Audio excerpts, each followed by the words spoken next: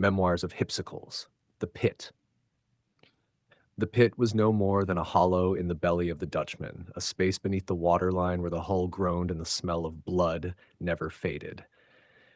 Its floor was slick wood, darkened by centuries of slaughter. Lanterns swung from rusted hooks, their flames shivering as though afraid to witness what they must. The crew gathered around the railings above, a hungry circle of faces peering down. They jeered, they spat, they shouted wagers. Hendrik thrived in this chaos. He fed on it like the sea feeds on storms. They unshackled Leonard and shoved him forward. His shirt hung in tatters, chest scarred with whip and lash, wrists raw where the irons had cut. Still, he stood tall. He looked around the pit not as prey, but as a commander surveying a battlefield. Hendrik raised his arm, and the gate opened. The creature that stumbled forth had once been a sailor, some poor soul bound too long to the Dutchman, flesh warped by the curse until little remained of man. His spine jutted like a shark's fin, his mouth split wide with teeth of coral. He smelled of salt rot and despair. The crowd roared.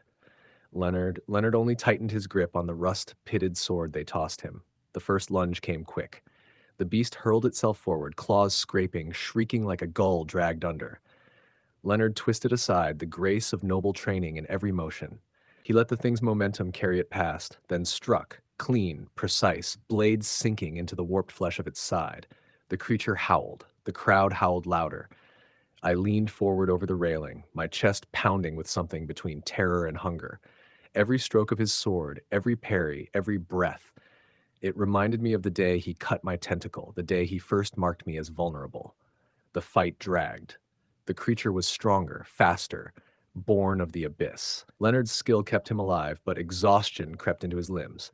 His strikes slowed, his chest heaved, blood slicked his brow. Hendrik grinned from above. "Break him!" he roared. "Break the noble whelp!" The beast lunged again, claws closing around Leonard's throat. For a heartbeat, I thought it was over. But then Leonard did something mad. He dropped his sword.